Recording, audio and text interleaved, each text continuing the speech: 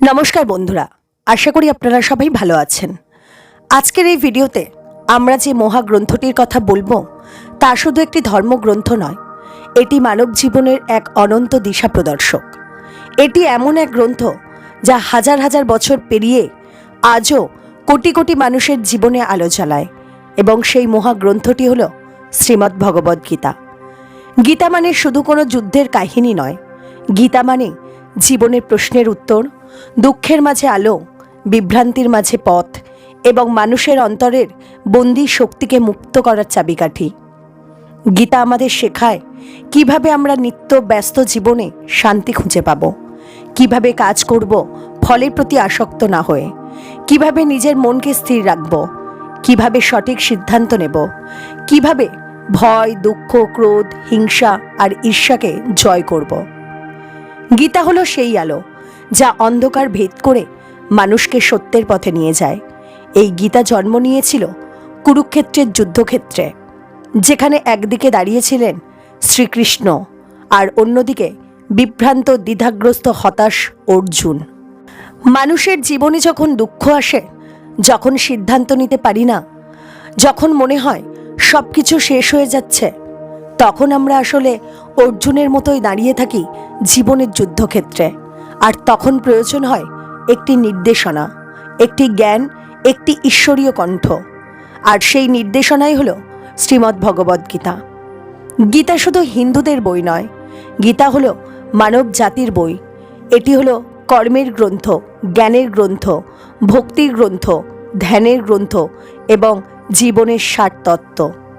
গীতা পড়লে মানুষ বদলে যায়, তার ভেতরের ভয় ভেঙে যায়, সাহস জেগে ওঠে, মন শান্ত হয়, বুদ্ধি স্থির হয় আর জীবনের উদ্দেশ্য পরিষ্কার হয়। এই ভিডিওতে আমরা গীতার 18টি অধ্যায়ের মূল বাণী অত্যন্ত সহজ এবং সুন্দর ভাষায় আপনার সামনে তুলে ধরব, যাতে শুধু আপনার জ্ঞান বৃদ্ধি নয়, আপনার জীবনও পরিবর্তিত হয়। এই ভিডিওটি দেখার পর আপনি বুঝবেন গীতা কাকে বলে, কেন এটি পৃথিবীর সর্বশ্রেষ্ঠ জীবন দর্শন, কিভাবে গীতার শিক্ষাকে জীবনে প্রয়োগ করবেন এবং কিভাবে আপনি আপনার জীবনকে আরও আলোকিত, শান্ত এবং শক্তিশালী করতে পারবেন। চলুন তাহলে শুরু করি। গীতার 18টি অধ্যায়ের মূল বাণী সহজ ভাষায়, হৃদয় ছুঁয়ে যাবে এমনভাবে। অর্জুন যুদ্ধের ময়দানে দাঁড়িয়ে ভেঙে পড়ল। আপনজনদের দেখে তার হাত কাঁপতে লাগলো, মন দুর্বল হয়ে গেল। সে বলল, আমি যুদ্ধ করতে পারবো না। জীবনে যখন দুঃখ, ভয়, বিভ্রান্তি এসে মনকে দুর্বল করে, তখনই শক্তির দরকার, জ্ঞানের দরকার, এবং সেই মুহূর্তে ঈশ্বরী হয়ে ওঠেন পথপ্রদর্শক। ভগবান শ্রীকৃষ্ণ বলেন, আত্মা অমর, তাকে কেউ হত্যা করতে পারে না। মৃত্যু মানে শুধু দেহ পরিবর্তন। কাজ করো, ফলের প্রতি আসক্ত হয়েও না। স্থির মনই সফলতার মূল। ঈশ্বর বলেন, কাজ করো নিঃস্বার্থভাবে। যে নিজ স্বার্থের জন্য কাজ করে সে বাধা পায়, যে সমাজের জন্য কাজ করে সে মুক্তি পায়। স্বার্থহীন কর্মই প্রকৃত পূজা। কর্ম মানুষকে উন্নতি দেয়। কাজ না করে কেউ এক মুহূর্ত থাকতে পারে না। শ্রীকৃষ্ণ বলেন, জ্ঞানী অন্ধকার দূর করে। যে জ্ঞানী সে মুক্ত। জ্ঞান মানুষকে সত্যের পথে নিয়ে যায়। কর্ম ও জ্ঞানের সঠিক সমন্বয়ই শ্রেষ্ঠ পথ। ঈশ্বর মানুষের কল্যাণের জন্য যুগে যুগে অবতার হন। বৈরাগ্য মানে জীবন থেকে পালানো নয়, বৈরাগ্য মানে মনকে নিয়ন্ত্রণে রাখা। আসক্তিহীন কর্মই শান্তির পথ। যার মন স্থির সে শান্তিতে থাকে। দেহের কাজ ও মনের বৈরাগ্য, এই দুই মিলেই মুক্তি। শ্রীকৃষ্ণ বলেন, ধ্যান মানে মনকে স্থির করা। যার মন নিজের নিয়ন্ত্রণে, সে নিজেকেই জয় করেছে। প্রতিদিন ধ্যান করলে মন শান্ত হয়, ইচ্ছাশক্তি বাড়ে, দুশ্চিন্তা কমে, আত্মিক শক্তি বৃদ্ধি পায়। শ্রীমদ্ ভগবদ্গীতায় ঈশ্বর নিজের পরিচয় করান, আমি এই মহাবিশ্বের উৎস। আমাকে জানতে পারলে সব জানা হয়ে যায়। ঈশ্বর সর্বত্র, তাকে জানলে জীবনের রহস্য জানা যায়। ভক্তি হল ঈশ্বর লাভের সহজ পথ। মৃত্যুর পরে কি ঘটে? মৃত্যুর সময় যার মন ঈশ্বরে থাকে সে মুক্তি পায়। আত্মা অক্ষয়। ঈশ্বর স্মরণই পরম সাধনা। শ্রীকৃষ্ণ বলেন, আমি তোমার অন্তরের সবচেয়ে কাছের, শ্রদ্ধা থাকলে আমাকে পাবে। বিশ্বাসই সর্বশ্রেষ্ঠ শক্তি। ভক্তিই হল ঈশ্বর প্রাপ্তির সহজ পথ। ঈশ্বর সবার মধ্যে সমান। ঈশ্বরের শক্তি সবকিছুতে প্রকাশিত। প্রকৃতির প্রতিটি সৌন্দর্য ঈশ্বরেরই রূপ। যে ভক্ত ঈশ্বরকে স্মরণ করে তার জীবন আলোকিত হয়। ঈশ্বর অসীম, তার রূপ ভাষায় প্রকাশ করা যায় না। তাকে উপলব্ধি করাই সর্বোচ্চ উপলব্ধি। ঈশ্বর লাভের একমাত্র সহজ পথ হল ভক্তি। ভক্তের মন কোমল, সরল, অশক্ত হয়। প্রেমই ঈশ্বরকে পাওয়ার একমাত্র পথ। দেহ হলো ক্ষেত্র, আত্মা হলো ক্ষেত্রজ্ঞ। দেহ নশ্বর, কিন্তু আত্মা চিরন্তন। নিজেকে চেনাই সর্বশ্রেষ্ঠ জ্ঞান। দেহ নয়, আত্মাই প্রকৃত সত্তা। অজ্ঞতা মানুষের দুঃখের মূল। মানুষ তিনটি গুণ দ্বারা পরিচালিত: সত্ত্বগুণ, রজগুণ, তমগুণ। সত্ত্বগুণ হল জ্ঞান ও শান্তির পথ।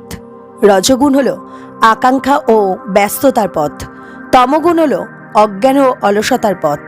এই তিন গুণকে অতিক্রম করাই মুক্তি। ঈশ্বর সর্বোচ্চ পুরুষোত্তম। সমস্ত সৃষ্টি তাঁর মধ্যেই। যে নিজেকে ঈশ্বরের অংশ মনে করে সে মুক্ত। বস্তুগত জীবন অস্থায়ী, চিরস্থায়ী হল ঈশ্বর এবং আত্মা। মানুষের জীবনে দুই শক্তি: দৈব শক্তি এবং অসুর শক্তি। দৈব শক্তি হল সত্য, অহিংসা, করুণা, দয়া, সাহস এবং আত্মনিয়ন্ত্রণ। আর অসুর শক্তি হল অহংকার, রাগ, লোভ, হিংসা, প্রতারণা। দৈব শক্তিকে গ্রহণ করার মাধ্যমেই মানুষের উন্নতি হয়। শ্রদ্ধা তিন প্রকার: সাত্ত্বিক, রাজসিক এবং তামসিক। শ্রদ্ধাই মানুষকে কাজের পথে চালায়। সাত্ত্বিক শ্রদ্ধা মানুষকে আলোকিত করে। সৎকর্মই সত্যিকারের ধর্ম। শ্রীকৃষ্ণ বলেন, সব কিছু আমাতে সমর্পণ করো, আমি তোমাকে রক্ষা করব। সারা জীবনের সকল কর্ম ঈশ্বরকে উৎসর্গ করো। নিঃস্বার্থ কাজই মুক্তির পথ। ঈশ্বর স্মরণেই সব দুঃখের অবসান। শ্রীমদ্ ভগবদ্গীতা শুধু একটি পবিত্র গ্রন্থ নয়, এটি মানব জীবনের এক অনন্ত নির্দেশনা। যে ব্যক্তি গীতাকে হৃদয়ে ধারণ করে তার জীবনে কখনো অন্ধকার থাকে না। গীতা আমাদের শেখায় সত্য কথা বলতে, সঠিক পথে চলতে, মনকে জয় করতে, অন্যের মঙ্গলে কাজ করতে, ভয়কে জয় করে সামনে এগোতে এবং ঈশ্বরের ওপর বিশ্বাস রাখতে। গীতার মূল সারমর্ম মাত্র কয়েক লাইনে বলা যায়: সৎ পথে চলো, নিঃস্বার্থভাবে কাজ করো, অন্যকে সাহায্য করো, মনকে স্থির রাখো, ঈশ্বরকে স্মরণ করো, আর কর্মফলের প্রতি আসক্ত হও না। আজকের পৃথিবীতে মানুষের দুঃখের মূল কারণ হলো লোভ, ভয়, ক্রোধ, হিংসা, দুশ্চিন্তা ও বিভ্রান্তি। গীতায় এই সব কিছুর সেরা প্রতিকার। যে গীতা বোঝে সে নিজের জীবনকে সোনার মতো সুন্দর করে তুলতে পারে। মনে রাখবেন, জীবনের সফলতা আসে জ্ঞান, সাহস, ধৈর্য এবং সৎকর্ম থেকে। এই চারটি শক্তি গীতা আমাদের দেয়। গীতার জ্ঞান যত মানুষের মধ্যে ছড়াবেন, পৃথিবী তত সুন্দর হবে। আপনারা যদি মনে করেন এই ভিডিওটি কাজে লাগবে, মানুষের মনকে ছুঁতে পারবে, তাহলে অবশ্যই ভিডিওটিতে একটি লাইক করবেন আর কমেন্টে আপনার অনুভূতির কথা লিখবেন। চ্যানেলটি সাবস্ক্রাইব করে আমাদের পাশে থাকবেন আর ভিডিওটি শেয়ার করে গীতার আলোর বার্তা অন্যের কাছে পৌঁছে দিন। আপনাদের ভালোবাসাই আমাদের এগিয়ে যাওয়ার শক্তি। জীবনে সর্বদা শান্তি, শক্তি ও আলোর উপস্থিতি থাকুক। জয় শ্রীকৃষ্ণ।